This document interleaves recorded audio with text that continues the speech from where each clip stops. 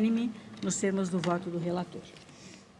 Chamo a julgamento também, com pedido de sustentação oral, o RESP 626-24-2016, procedente de Pirapozinho, São Paulo, sob a relatoria do ministro Sérgio Banhos, em que recorrentes Orlando Padovan e outro, recorridos Coligação Juntos Somos Mais Fortes e Ministério Público Eleitoral. O doutor Guilherme Barcelos falará pelos recorrentes e pelo recorrido teremos o doutor Humberto. Pergunto se há possibilidade de dispensa do relatório, doutor Guilherme. Por certo que sim, excelência. Agradeço e então concedo a palavra para a sustentação oral em até 10 minutos.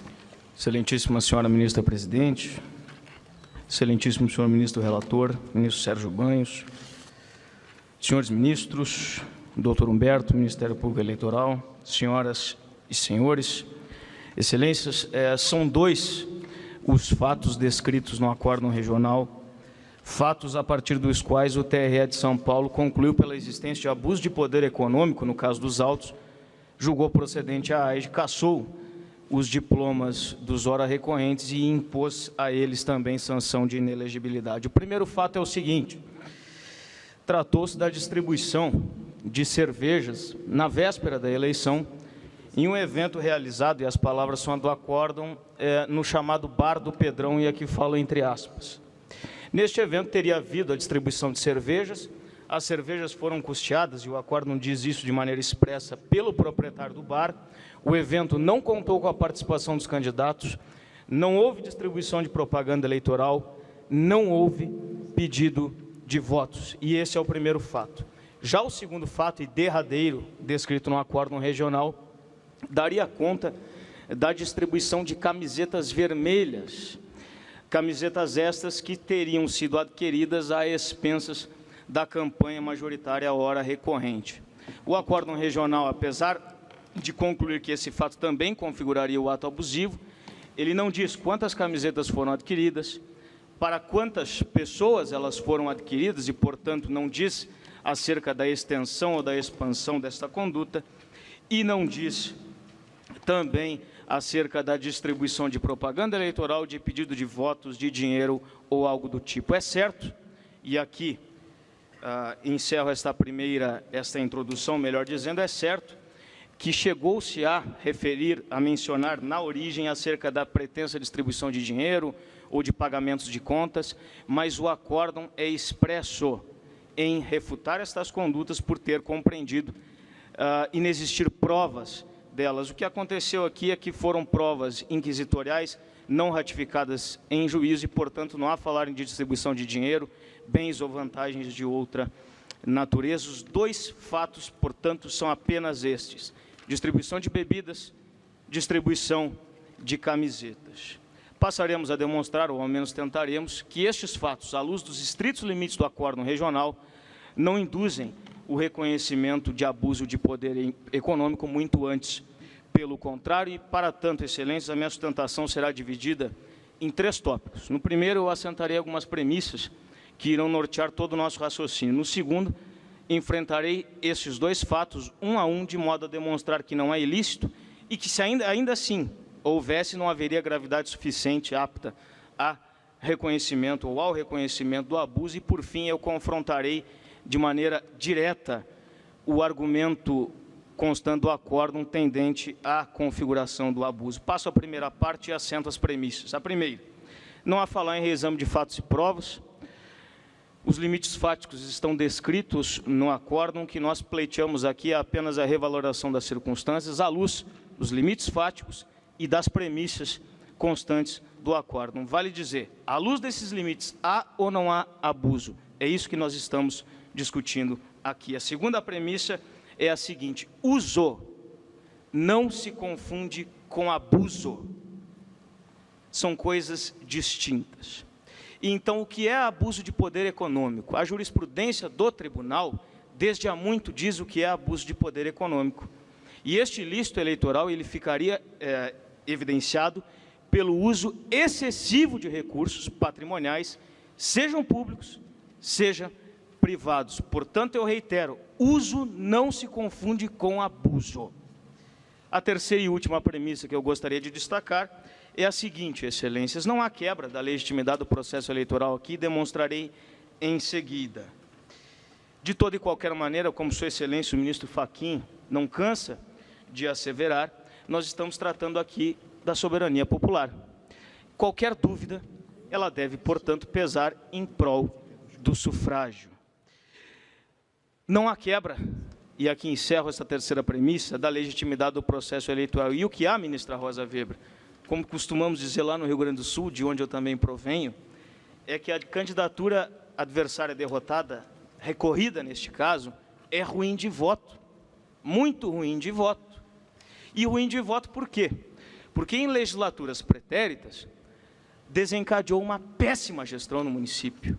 E tanto é assim que o prefeito, ex-prefeito, candidato derrotado nesta eleição e recorrido, se encontra hoje condenado pelo Tribunal de Justiça de São Paulo em razão da prática de atos de improbidade administrativa, um rosário de ilícitos, e dentre eles está a afronta à lei de responsabilidade fiscal, o que levou o município à verdadeira ruína financeira, e as palavras são do acordo. Portanto, eles são ruins de voto, perderam porque fizeram péssimas administrações no passado e o eleitorado assim os puniu. Esta é a terceira premissa. Passo ao mérito desde já e confronto de pronto o fato 1, a distribuição de bebidas. Este fato, excelências, em primeiro lugar, sequer ilícito seria, considerada a redação do artigo 27 da Lei das Eleições, que autoriza qualquer eleitor a fazer eventuais contribuições a uma campanha de sua predileção, sem que haja aqui dever, inclusive, de prestar contas, considerado o valor máximo de 1.000 FIR. Portanto, nós não estaríamos tratando aqui sequer de um ilícito. A segunda, tratou-se de 1.000 e poucos reais, e o acórdão é expresso nisso, o valor é ínfimo. Terceiro, os presentes, e o acórdão diz isso, já apoiavam a candidatura recorrente, eram eleitores da candidatura recorrente, de modo que esta conduta não tem qualquer potencial de angariar votos novos e, portanto, de desequilibrar o pleito.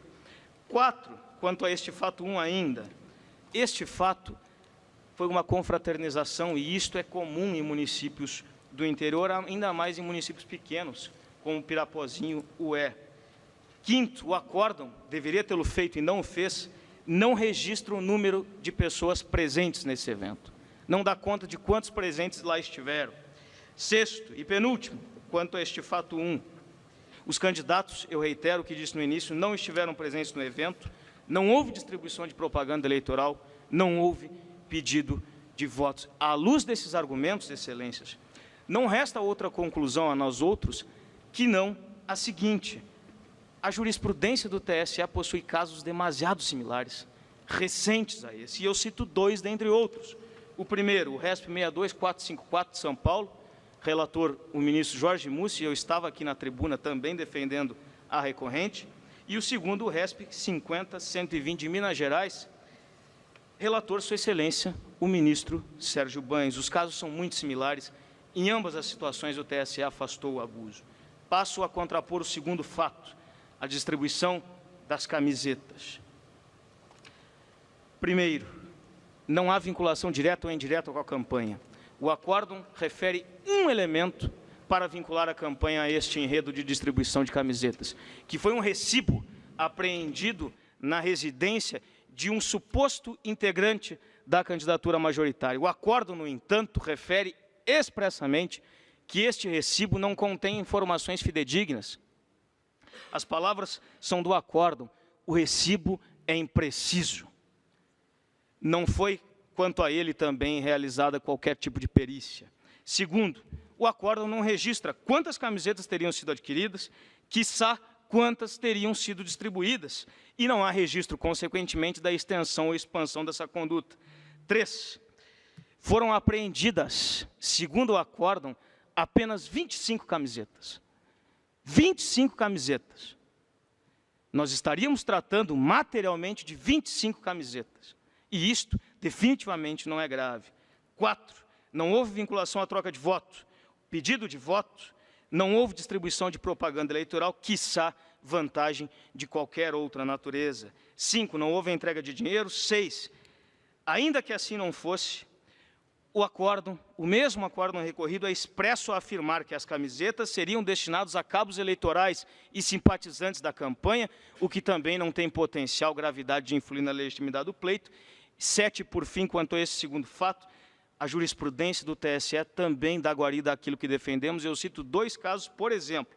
Primeiro, RO número 684 da Paraíba, relator o ministro Marcelo Ribeiro, e segundo, o mesmo caso, 50.120, relator Sua Excelência, o ministro Roberto Barroso. Em ambos esses fatos, Excelências, não há gravidade. Quanto ao primeiro, sequer ilícito haveria.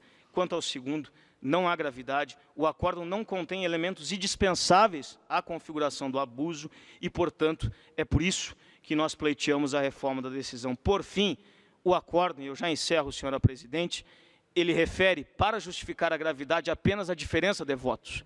Isto não é suficiente, e não é suficiente conforme a histórica jurisprudência desta Casa. Ignora-se também, e eu encerro efetivamente, que as campanhas adversárias gastaram 20 mil reais a mais do que a hora recorrente e que foram 4 candidaturas. É por essas razões, então, e encerrando efetivamente, senhora presidente, que nós pleiteamos o provimento do recurso com a reforma do acórdão regional e a consequente improcedência da AIGE. Muito obrigado pela atenção. Obrigada. Passa a palavra, doutor. Para desequilibrar a disputa. Com efeito, o acordo recorrido merece reforma, a fim de se afastar a condenação dos recorrentes em virtude da ausência de gravidade das condutas impugnadas. Pelo exposto, senhora presidente, senhores ministros, voto no sentido de conhecer do recurso especial interposto por Orlando e Carlos, por ofensa ao artigo 22, Lei Complementar 64, a fim de dar-lhe provimento para reformar o acordo regional e julgar improcedente a ação de investigação judicial eleitoral